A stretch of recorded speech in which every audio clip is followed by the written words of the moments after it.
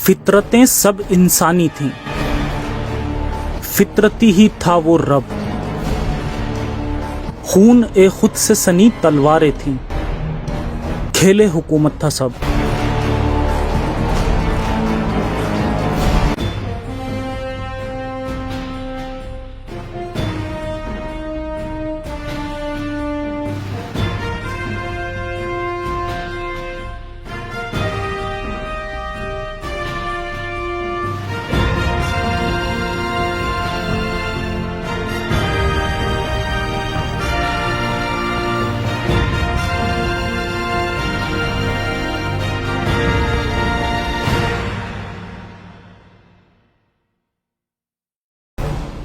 Karbala की कहानी, जज्बातों की रवानी या झूठ की निशानी। खिलाफत का खूनी खेल, ये इस सीरीज की लास्ट वीडियो है और इससे पहले के एपिसोड में हमने इस्लामिक हिस्ट्री को काफी बारीकी से समझा कि किस तरह हजरत मोहम्मद की मौत के बाद खिलाफत को लेकर कितने मसले हुए कि यहां तक मोहम्मद साहब के सहाबाओं ने मोहम्मद साहब की डेड बॉडी को अकेला छोड़ दिया और फिर 3 दिनों बाद जाकर उनका कफन दफन किया गया। खिलाफत को लेकर आगे भी इस तरह के मसले पेश होते रहे, मगर सबसे बड़ा टर्निंग पॉइंट उस्मान की खिलाफत के वक्त आया, जब उस्मान ने नेपोटिज्म फैलाया और जिसके बाद ये जंग पूरी तरह बनु हाशिम और बनु उमैया कबीलों के बीच की आपसी लड़ाई बन गई। फिर इसी के साथ फर्स्ट मुस्लिम सिविल वॉर और सेकंड मुस्लिम सिविल वॉर की शुरुआत हुई, जिसमें लाखों लोगों को अपनी जान खिलाफत के लालचियों के लिए गंवानी पड़ी। और आज की इस वीडियो में हम वाक़या करबला और उसके बाद होने वाली जंगों और उनके बीच की सियासत को इस्लामिक किताबों से समझेंगे। मगर इससे पहले मैं एक बार फिर ये डिस्क्लेमर दे दूं कि मेरी नज़र में इस्लामिक हिस्ट्री एक बहुत बड़ा झूठ है, इसमें 1% भी सच्चाई नहीं है, क्योंकि मोहम्मद साहब की मौत के बाद उमैयद खिलाफत का दौर चला जो कि कई सदियों तक रहा और फिर इसके बाद अब्बासी सल्तनत का दौर आया और यही वो दौर था जिस वक्त हदीसें कंप्लीट हुई और इस्लामिक हिस्ट्री को लिखा गया। इससे पहले इस्लाम के सबूत नहीं मिलते। हो सकता है कि मोहम्मद के नाम का कोई करैक्टर ही ना हो या फिर उस तरह से ना हो जिस तरह आज बताया जाता है, क्योंकि इस बात के काफ़ी ज़्यादा एविडेंस मौजूद हैं जिससे साबित होता है कि अब्बासियों के दौर में ही इस्लाम को और ज़्यादा बड़ा चढ़ाकर लिखा गया। फिलहाल ये एक अलग टॉपिक है जिस पर फिर कभी बात हो सकती है, मगर जहां तक बात है करबला के वाक़ये की, तो इसकी सारी हिस्ट्री आज की इस वीडियो में मैं इस्लामिक सोर्सेज से दूंगा। यानी अब ये मेरी वीडियो मुस्लिम्स के लिए ऑथेंटिक है क्योंकि रेफरेंसेस उन्हीं की बुक्स से लिए गए हैं। मैं यहाँ ये भी बता दूं कि पहले मेरा इरादा इस वीडियो को शिया बुक्स के रेफरेंसेस से बनाने का था, लेकिन शियाओं की किताबों में इतिहास को एक रूहानी इतिहास की तरह लिखा गया है और हुसैन के करैक्टर को बहुत रूहानी और बहुत ग्लोरीफाई करने की कोशिश की गई है, इसलिए यहाँ से हमें झूठ के सिवा कुछ नहीं मिलता। लेकिन दूसरी ओर सुन्नी इतिहासकारों की कोशिश रही है कुरान के साथ साथ बाकी इतिहास को भी महफूज रखने की, इसलिए सुन्नियों की बुक्स लॉजिकल लगती हैं और सच्चाई के थोड़ा करीब भी, इसलिए मेरे रेफरेंसेस इन्हीं किताबों से होंगे। लेकिन उसके पहले जानते हैं इतिहास के कुछ और फैक्ट्स। मक्तल अल हुसैन। मोहम्मद साहब की मौत 12 हिजरी 632 ईस्वी को हुई और इनकी मौत के 50 साल बाद यानी 61 हिजरी 680 ईस्वी को इनके नवासे हुसैन को करबला नामी जगह में बड़ी बेरहमी से कत्ल कर दिया जाता है। आज के वक्त में इस वाक़ये को इतना बड़ा चढ़ाकर शियाओं की तरफ से बताया जाता है जैसे ये मंजर खुद वो अपनी नज़रों से देख कर आए हों। कोई बूढ़ा शख्स भी चाहकर भी खुद अपने ही बारे में इतना नहीं लिख सकता।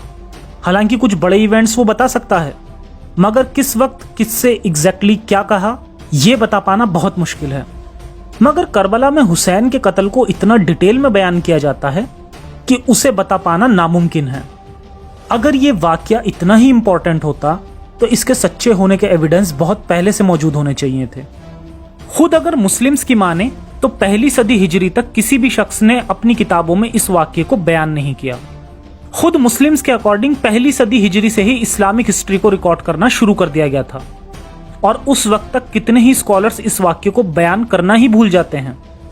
आज के वक्त में जो हमारे पास सोर्सेस हैं वो सब के सब अब्बासियों के दौर के हैं। हुसैन की मौत के ताल्लुक से हमें इनकी हिस्ट्री 250 से 300 साल के बाद लिखी हुई मिलती है, यानी मक्तल अल हुसैन।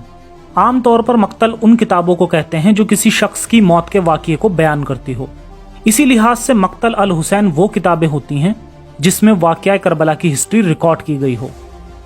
कहा जाता है कि सबसे पहली मक्तल अल हुसैन अबू मखनफ नामी शख्स ने 157 हिजरी 774 ईस्वी में लिखी, यानी वाक़या करबला से 1 सदी बाद। अबू मखनफ ने इस करबला के वाक़ये को बहुत ही शॉर्ट में लिखा था और इसकी लिखी गई ये हिस्ट्री करीब 4 से 5 सदी हिजरी तक बची रही। फिर अचानक से इसकी बाकी किताबों की तरह इसकी लिखी ये किताब भी खो गई। अब कितने ताज्जुब की बात है कि उस वक्त रिकॉर्ड की गई हिस्ट्री खो सकती है, मगर फिर अचानक 250 से 300 साल बाद इस वाक़या करबला को और भी ज्यादा डिटेल में लिख दिया जाता है। आज के वक्त में इनके नाम से बहुत ज्यादा डुप्लीकेट किताबें पाकिस्तान और हिंदुस्तान में छापी गई हैं, जो कि जाली किताबें हैं। कहा जाता है कि इब्ने जरीर अल तबरी और इब्ने कसीर जैसे बड़े बड़े इस्लामिक हिस्टोरियन ने जो वाक़या करबला को बयान करा है, इन सब का मेन सोर्स अबू मखनफ की मक्तल अल हुसैन ही थी। अल तबरी ने वाक़या करबला से 250 साल के बाद अपने इस काम को 83 हिजरी 923 ईस्वी को कंप्लीट किया और इस वाक़ये को बहुत डिटेल में लिख दिया। और इसी के साथ एक और एंशंट स्कॉलर गुजरते हैं, अल यकूबी, जिनकी मौत की तारीख 284 हिजरी 898 ईस्वी है। इन्होंने भी इस वाक़ये का जिक्र करा और फिर इसके बाद 774 हिजरी 1373 ईस्वी को इब्ने कसीर अपने इस काम को कंप्लीट कर लेता है। यानी हुसैन की मौत से 700 सालों के बाद इन्होंने इस बारे में लिखा। इन किताबों में इस वाक़ये के बारे में काफ़ी डिटेल में लिखा है, इसलिए ये सारी किताबें अब्बासियों के दौर की हैं और इसी वक्त इस्लाम को इन्हेंस करा गया। खैर, अब हम इन्हीं इस्लामिक सुन्नी सोर्सेज से इस वाक़ये को जानेंगे। इन सोर्सेज से इस वाक़ये के बारे में बताने के लिए बहुत कुछ है, मगर हम कुछ ऐसे पहलुओं पर नज़र डालते हैं जिससे बहुत कम लोग वाकिफ हैं, क्योंकि इन्हीं वाक़यों में इस जंग के राजनीतिक पहलू भी छुपे हैं। यजीद की खिलाफत। यजीद की खिलाफत मुआविया की मौत के बाद से शुरू होती है और अपने आखिरी वक्त में मुआविया ने यजीद को वसीयत की थी कि मैंने तुम्हारी खिलाफत के लिए सबसे बैत ले ली है, सिवाय हुसैन बिन अली और अब्दुल्ला बिन जुबैर के, तो अगर तुम इन पर काबू पालो तो तुम्हें कोई दुश्वारी नहीं होगी। और फिर इसी के साथ अगला खलीफा यजीद बिन मुआविया 60 हिजरी 680 ईस्वी को बन जाता है। यजीद की मां मैसून शाम के कल्बिया नामी कबीले की एक ईसाई औरत थी, इसलिए यजीद का बचपन ईसाई कबीलों में गुजरा था। इस बिना पर यजीद ईसाइयों की तरफ ज्यादा मुतासिर था। यजीद के ताल्लुक से हमें इस्लामिक स्क्रिप्चर्स में 2 तरह की रिवायतें मिलती हैं। एक के तहत तो यजीद के कैरेक्टर को बड़ा अच्छा बताया जाता है, तो दूसरे के तहत यजीद को बहुत बुरा शख्स बताया जाता है। यजीद बुरा क्यों था? इस ताल्लुक से शायद आपने इस्लामिक स्कॉलर्स को भी कहते सुना होगा कि यजीद शराबी था और कुत्ते पालता था, तो इस बिना पर यजीद एक बुरा शख्स था और खिलाफत के लायक नहीं था। मगर क्योंकि यजीद की परवरिश ईसाइयों के बीच में हुई थी, जहां शराब पीना लोगों की पर्सनल चॉइस मानी जाती है और कुत्तों को पालने में भी कोई बुराई नहीं देखी जाती, बल्कि कुत्ते पालने वालों को नरम मिजाज माना जाता है। वहीं इसका मुकाबला अगर हम इस्लाम से करें तो इस्लाम में बिना किसी वजह के जबरदस्ती कुत्तों को जान से मारने का हुक्म है, और रसूल अल्लाह ने अपने वक्त में कितने ही कुत्तों को जान से भी मरवा दिया था। इसी के साथ कुछ रिवायत यजीद के फेवर में है, जहां लिखा है कि जब हुसैन को कत्ल करने के बाद हुसैन की घर की औरतों को जब यजीद के दरबार में लाया गया, तब यजीद ने इन लोगों को वापस इनके घर मदीने भिजवा दिया। अगर इनकी जगह कोई और होता तो जाहिर सी बात है कि वो इन्हें गुलाम लौंडी बना सकता था, जैसा कि कुरान में इस बात की इजाज़त भी है और जैसा कि खुद मोहम्मद साहब और अली और इनके बेटे हसन ने भी किया है, यानी औरतों को गुलाम बनाकर उनसे हम बिस्तरी करने वाला अमल, जो कि यजीद को इन लोगों से भी बेहतर शख्स के रूप में पेश करता है, जिसे हम आज की वीडियो के लास्ट में रेफरेंस के साथ पेश भी करेंगे। खैर, यजीद की खिलाफत के वक्त सबके सब इसकी खिलाफत से राजी थे, सिवाय इमाम हुसैन, अब्दुल्ला बिन जुबैर और थोड़े से चंद लोगों के अलावा, क्योंकि ये लोग खुद खलीफा बनना चाहते थे, तो इसीलिए इन्होंने यजीद की बैत नहीं की। यजीद ने मदीने के गवर्नर को खत लिखा कि तुम हुसैन और अब्दुल्ला बिन जुबैर इन लोगों से मेरी बैत लो। जब इन दोनों को पता चला कि यजीद खलीफा बन चुका है और उनकी बैत चाहता है, तब अब्दुल्ला बिन जुबैर मदीना छोड़कर चला जाता है और इसी तरह हुसैन भी चुपके से रात को ही मदीने से मक्का रवाना हो जाता है। मुस्लिम बिन अकील की हत्या। जिस वक्त तक ये मक्का पहुंच पाते उस वक्त तक हर कोई यजीद की खिलाफत से वाकिफ हो चुका था। हुसैन भी बताते थे कि वो मक्का सिर्फ हज करने के लिए आए हैं, मगर हज करने के बजाय सिर्फ उम्रा करके ही मक्का से कूफा की तरफ चले जाते हैं। कूफा जाने की वजह थी वहां इनके वालिद हजरत अली के सपोर्टर्स थे और वो जगह भी अली की खिलाफत के वक्त राजधानी थी। इसीलिए वहां के लोगों ने हुसैन को खत लिखा कि हम यजीद के बजाय आपको खलीफा बनाना चाहते हैं और आपके साथ यजीद के खिलाफ जंग करने के लिए तैयार हैं, इसलिए आप फौरन यहां आ जाएं। कूफा के लोगों का रवैया ये जानते थे कि ये किस तरह हसन के साथ थे, मगर जब अपने वक्त में हसन ने मुआविया से सुलह कर ली थी तब कूफा वाले भी ख्वारजियों की तरह हसन के खिलाफ हो गए थे। इसीलिए हुसैन को इनके बहुत से लोगों ने वहां जाने से मना कर दिया। इन्होंने वहां के लोगों को परखने के लिए पहले अपने कजिन मुस्लिम बिन अकील को वहां भेजा। मुस्लिम बिन अकील वहां गए और लोगों से हुसैन के लिए बैत लेने लगे और करीब 12,000 लोगों को जमा कर लिया, जो लोग हुसैन को खलीफा बनाना चाहते थे। फिर इसने हुसैन के पास एक खत भिजवाया कि यहाँ के लोग आपकी खिलाफत से राजी हैं और यजीद से जंग करने के लिए तैयार हैं। उस वक्त कूफा का गवर्नर नोमान बिन बशीर था और मुस्लिम बिन अकील के साथ नरमी से पेश आ रहा था। जब इस बात की खबर यजीद को पता चली कि उसकी खिलाफत से बगावत करने के लिए मुस्लिम बिन अकील कूफा में है और नोमान बिन बशीर भी उसे सपोर्ट कर रहा है, तो इसने नोमान को हटाकर इब्ने ज़ियाद को नया गवर्नर बना दिया। ये शख्स कठोर मिजाज का था और इसने गवर्नर बनते ही मुस्लिम बिन अकील को कत्ल करवा दिया। इस बात से अनजान हुसैन उस वक्त मक्का में था और अकील का खत पढ़कर खुश हो रहा था कि लोग इसकी खिलाफत के लिए राजी हो रहे हैं, और फिर ये अपने पूरे परिवार वालों को साथ लेकर मक्का से कूफा की तरफ जाने लगा। उस वक्त इन्हें बहुत से लोगों ने रोकने की कोशिश की, मगर इन्होंने किसी की बात नहीं मानी। जब हुसैन मक्का से कूफा जाने लगे तब इस वक्त इब्ने अब्बास ने इन्हें रोकने की कोशिश की, मगर ये नहीं माने। फिर इब्ने अब्बास ने कहा, अगर तुम जाते ही हो तो औरतों और बच्चों को अपने साथ ना ले जाओ, मुझे डर है कि कहीं उस्मान की तरह ही तुम भी अपनी औरतों और बच्चों के सामने कत्ल ना कर दिए जाओ। मगर फिर भी ये नहीं माने और मक्का से कूफा रवाना हो गए।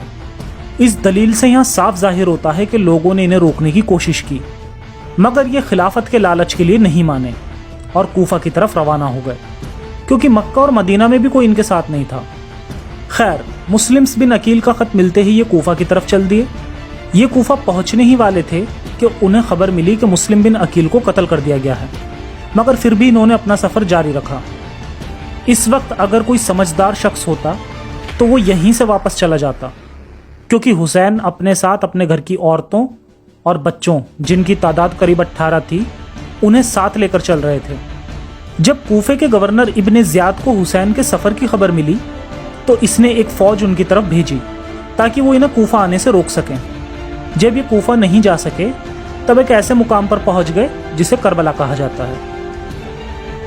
वाक़या करबला। और जब हुसैन इराक जाने के लिए रवाना हुए तब रास्ते में ही इन्हें अपने भाई मुस्लिम बिन अकील के कत्ल की खबर मिली। जब इब्ने ज़ियाद को पता चला कि हुसैन कूफा के नज़दीक पहुंच गया है तो इसने अमर इब्ने साद बिन वकास को फ़ौज लेकर भिजवा दिया और फिर इन दोनों का टकराव उस जगह हुआ जिसे करबला कहा जाता है। उस वक्त हुसैन के साथ इनके परिवार वाले और उनके साथी मौजूद थे, जिनकी कुल तादाद 72 थी, और अमर बिन साद 4000 लोगों की फ़ौज के साथ था। जब हज़रत हुसैन से पूछा गया कि आप यहाँ पर क्यों आए हैं, आपने फरमाया कि अहले कूफा ने मुझे ख़त लिखे हैं कि मैं इनके पास आऊँ, मगर अब जब इन्होंने मुझे नापसंद किया है तो मैं अब मक्का वापस चला जाता हूँ। मगर लोगों ने इन्हें वहाँ से कहीं जाने नहीं दिया और चारों तरफ से घेर लिया। उस वक्त यजीद की फ़ौज का कमांडर अमर इब्ने साद था, जो रसूल के एक बहुत बड़े सहाबी का बेटा था। इन लोगों ने जब हुसैन और उनके लोगों को घेर लिया तब सिर्फ एक शर्त रखी कि तुम्हारे सिवा अब कोई नहीं बचा है जो इस खिलाफत से राजी ना हो, इसलिए अगर तुम यजीद की बैत कर लेते हो तभी तुम लोगों को यहाँ से जाने दिया जाएगा। अब यहाँ हुसैन को मजलूम कहने वाले लोगों को उस वाक्य को भी याद करना चाहिए जब इनके वालिद अली ने तलहा और जुबैर के सर पर खंजर रखकर उनसे अपनी बैत करवाई थी। या तो तब तलहा और जुबैर भी मजलूम थे, या अब हुसैन को मजलूम कहना मुनाफिकत यानी डबल स्टैंडर्ड होगा। यहाँ एक बात ये भी ध्यान दी जाए कि इन लोगों ने इन्हें तुरंत कत्ल नहीं किया, बल्कि इनके बैत करने का इंतजार किया। और ये वाक्य भी उस्मान के मौत के वाक्य की तरह है कि बागियों ने उसे तुरंत कत्ल नहीं करा था, बल्कि उसे उसके घर में 40 दिन तक कैद कर दिया गया था और उसके घर के अंदर खाना पानी भी नहीं पहुंचने दिया था, ताकि उस्मान अपनी जिद छोड़ दे। अगर वो चाहते तो उस्मान को पहले दिन भी कत्ल कर सकते थे, मगर साफ जाहिर है कि उस वक्त उनका मकसद सिर्फ उस्मान से सही फैसले करवाना था। मगर वो नहीं माना, तब उसे कत्ल कर दिया गया था। वाक़या करबला भी इसी तरह हुआ था। यजीद की फौज ने इन पर तुरंत हमला नहीं किया, पहले इन्होंने इनसे अपनी बात मनवानी चाहिए। जब ये नहीं माने तब इन पर पानी भी बंद कर दिया, और जब पानी के लिए लोग तलवार लेकर मैदान में आए तब इन्हें कत्ल कर दिया गया। इब्न ज़ियाद ने यजीद की फौज से कहा कि वो हजरत हुसैन को प्यासा रखे, ताकि प्यास की शिद्दत के बाद थक हार कर आखिर में अमीरुल मोमिनीन यजीद बिन मुआविया की बैत कर ले। इसके अलावा तारीखी किताबों में ऐसी बातें लिखी हैं जिससे ये बात साफ जाहिर होती है कि ये जंग बनु हाशिम और बनु उमैया इन दोनों कबीलों की आपसी लड़ाई थी।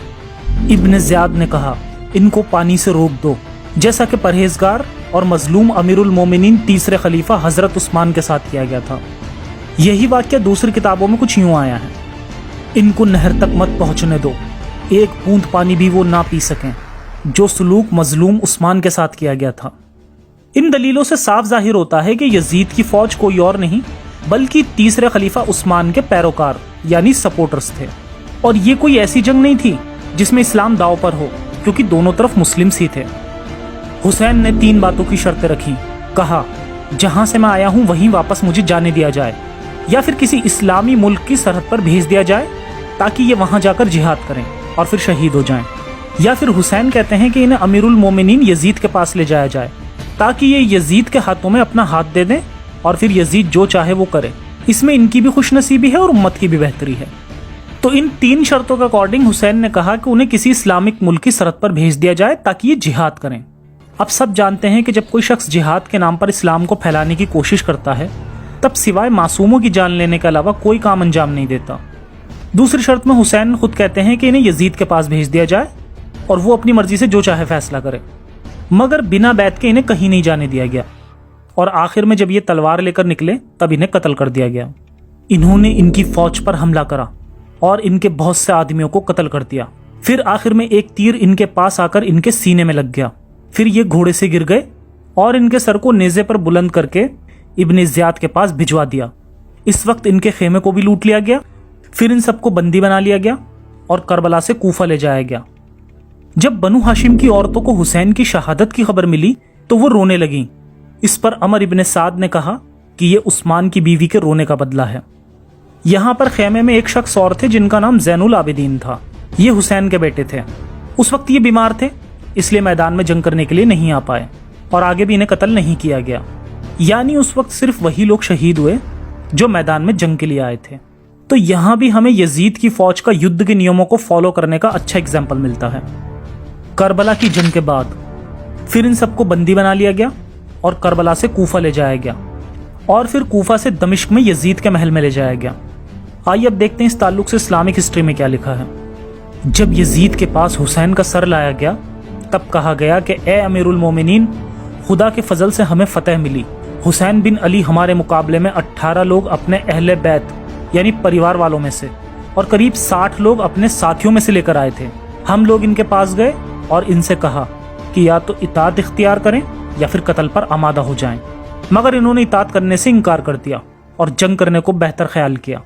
तो फिर हमने इन पर हमला कर दिया और हर तरफ से इन्हें घेर लिया और फिर आखिर में इन्हें कत्ल कर दिया। ये सुनकर यजीद कहने लगा कि मैं तुम्हारी इताअत से जब खुश होता कि तुमने हुसैन को कत्ल ना किया होता। अगर हुसैन का मामला मेरे हाथों में होता तो मैं इन्हें माफ कर देता। खुदा रहम करे हुसैन पर। दमिश्क के दरबार में जो कुछ यजीद ने कहा, इसकी कई अलग अलग रिवायतें हैं, लेकिन बाकी सभी रिवायतों को छोड़कर हम ये रिवायतें ही सही मान लेते हैं कि जब यजीद ने हुसैन और इनके साथियों का सर देखा तब वो परेशान हो गया और कहा कि मैं हुसैन के कत्ल के बगैर भी तुमसे खुश था। और फिर कहा, अल्लाह की लानत हो इब्न ज़ियाद पर जिसने हुसैन को कत्ल करा। खुदा की कसम अगर मैं वहाँ होता तो हुसैन को माफ़ कर देता, और मैं अगर तुम्हारे मुकाबले में होता तो तुम्हें कभी कत्ल ना करता। इसके बाद अहले हरम का दाखिला दरबार में हुआ। फातिमा बिनते हुसैन जो हजरत सकीना से बड़ी थीं, यजीद से कहने लगीं कि हमारा सब कुछ छीन लिया गया। यजीद ने कहा, ए भतीजी, तुम लोग का जितना माल लूटा गया है मैं उससे बढ़कर तुम्हें दूंगा। फिर इनसे पूछ पूछ कर एक एक चीज इन्हें लौटा दी गई। फिर सकीना, जो हुसैन की बेटी थी, कहती हैं कि मैंने किसी शख्स को यजीद से बढ़कर अच्छा नहीं देखा। हजरत फातिमा बिनते अली बयान करती हैं कि जब हम लोग को यजीद के सामने ले जाकर बैठाया गया तब तो इसे तरस आ गया और मेहरबान हम पर हुआ। फिर एक शख्स अहले शाम से यजीद के सामने आकर खड़ा हो गया और कहने लगा, ए अमीरुल मोमिनीन, ये औरत मुझे दे दो। वो कहती है कि मैं उस जमाने में कमसिन यानी कम उम्र की थी और सूरतदार थी यानी खूबसूरत थी। फिर फरमाती हैं कि इन्होंने अपनी बड़ी बहन ज़ैनब का आंचल पकड़ लिया। यजीद ने कहा कि इस वक्त मैं ये हक रखता हूँ कि इन्हें जिसे चाहूँ दे सकता हूँ, मगर फिर यजीद इन्हें वापस मदीना सही सलामत पहुँचा देता है। अब यहाँ अगर हम इस्लामिक रूल्स को देखें तो अटैक या युद्ध में हाथ आया माल, जिसमें दुश्मन की औरतें भी इसका हिस्सा होती हैं, माल गनीमत होता है, जो अल्लाह की पाक किताब कुरान में भी हलाल बताया गया है और मोहम्मद साहब से लेकर हर इस्लामिक शासक ने इसे फॉलो किया है। ना जाने कितने कबीलों पर अटैक करके उनके मर्दों को मारकर बीवी बच्चों बहन बेटियों को सेक्स स्लेव बनाया गया है, लेकिन यहाँ भी यजीद इनसे बेहतर निकला और इनकी बची हुई औरतों को इसने बाइज्जत मदीना भेज दिया।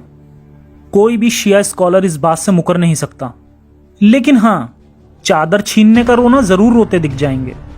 इस मामले में यजीद के इनसे बेहतर सलूक के कुछ और एग्जाम्पल देखते हैं। फिर यजीद ने इब्न बशीर से कहा कि इन लोगों की रवानगी का सामान जैसे मुनासिब हो कर दो और इन लोगों के साथ अहले शाम में से किसी ऐसे शख्स को भेजो जो अमानतदार नेक किरदार हो। इन लोगों के साथ सवार करो और वापस इन सबको मदीना पहुंचा दो। यजीद ने ज़ैनुल आबदीन से कहा कि अगर तुम्हें मदीने पहुंचकर किसी चीज की जरूरत हो तो तुम मदीने से मुझे लिखकर भेज देना। फिर यजीद ने इन्हें कुछ कपड़े दिए और ये लोग मदीने की ओर रवाना हो गए। यजीद का भेजा हुआ शख्स इन लोगों के साथ रवाना हुआ और रात भर काफिले के साथ साथ इस तरह रहता था कि ये सारा काफिला इसकी निगाह के सामने हो। वो आगे आगे चलता जाता और जब भी इन्हें वुजू करने या किसी भी चीज की जरूरत होती तो इसे कोई जहमत ना होती। इनके साथ मेहरबानी से पेश आता हुआ बार बार इनकी जरूरतों को पूछता था और फिर आखिर में इन सबको मदीने में लेकर दाखिल हुआ। हजरत फातिमा बिनते अली ने अपनी बहन ज़ैनब से कहा कि ये शख्स हमारे साथ सफर में बहुत खूबियों से पेश आया, हमें इसे कुछ तोहफा देना चाहिए। इन्होंने कहा कि हमारे पास कुछ भी नहीं है इन्हें देने के लिए, सिर्फ हमारे गहनों के। फिर इन दोनों बीबियों ने अपने अपने गहने उतारकर इसे दे दिए। हर्रा का वाकया। करबला के बाद दूसरा सख्त तरीन वाकया हर्रा था, जो 63 हिजरी 683 ईस्वी को यजीद की जिंदगी के आखिरी दिनों में पेश आया। हुसैन की मौत के बाद जब इस वाकये की खबर जुबैर के बेटे अब्दुल्ला बिन जुबैर को मिली, तब इसने मदीने वालों को यजीद के खिलाफ बगावत करने को कहा और मदीना वालों को यजीद की बैत तोड़वा दी। अब यहाँ खिलाफत का लालच फिर दिखाई देता है। जहाँ हुसैन के वालिद अली ने जुबैर से जबरदस्ती अपनी बैत करवाई थी, उसी के बेटे ने अब खिलाफत के लिए हुसैन का बदला लेने के बहाने यजीद से बगावत की। खैर, मदीना वालों ने यजीद को जालिम और बुरा भला कहकर इसकी बैत तोड़ दी और इसके खिलाफ बगावत छेड़ दी और मदीने में यजीद के जो आमिल थे यानी सरकारी लोग, उन्हें शहर से निकाल दिया। यजीद को जब इस बात की खबर हुई तो इसने मुस्लिम बिन उकबा को 12,000 की फौज के साथ भेजकर मदीना में चढ़ाई करवा दी और इसे हुक्म दिया गया कि 3 दिन तक इनको वापस से बैत करने की दावत देते रहना, फिर अगर ये लोग ना माने तो इनसे जंग करना। इसने ऐसा ही किया और लोगों को 3 दिन तक बैत करने का वक्त दिया, लेकिन लोगों ने वापस यजीद की बैत नहीं करी और फिर जंग हुई, जिसके बाद मदीना फतेह हुआ। और फिर इसके बाद यजीद के हुक्म के मुताबिक 3 दिन के लिए फौज को इजाजत दी गई कि शहर में जो कुछ चाहे करें।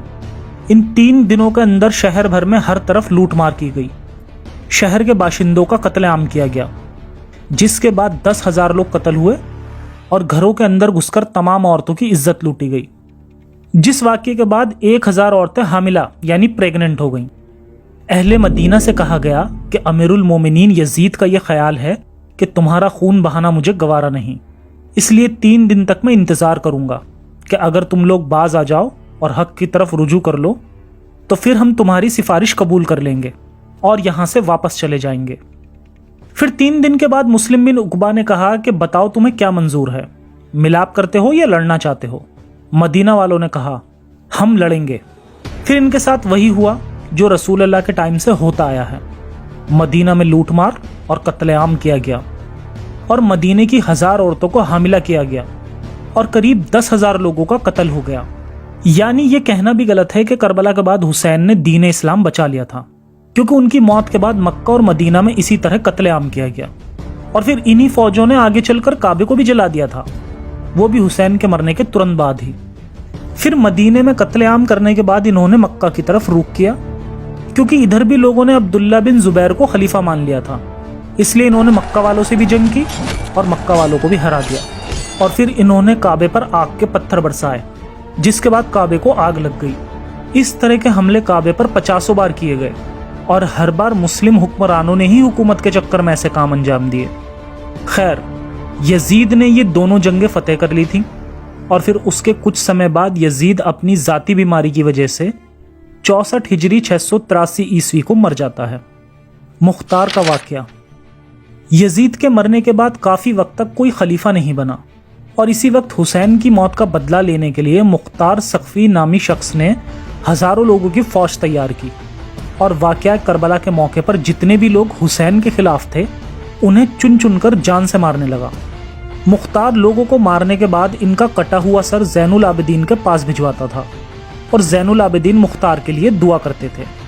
जब मुख्तार ने हुसैन का बदला लेने के लिए काफ़ी तादाद में लोगों को मार दिया, तब लोगों ने मुख्तार के खिलाफ भी बगावत की और इसे और इसके ख़ानदान वालों को भी कत्ल कर दिया।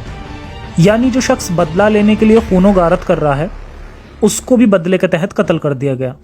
मुख्तार ने अपने साथ करीब 6000 लोगों को इस काम में जमा किया था और इन 6000 लोगों को भी भेड़ बकरी की तरह कत्ल कर दिया गया। यानी इस पीसफुल मजहब की हिस्ट्री कितनी पीसफुल रही है, इसकी मिसाल भी देना शायद मुश्किल है।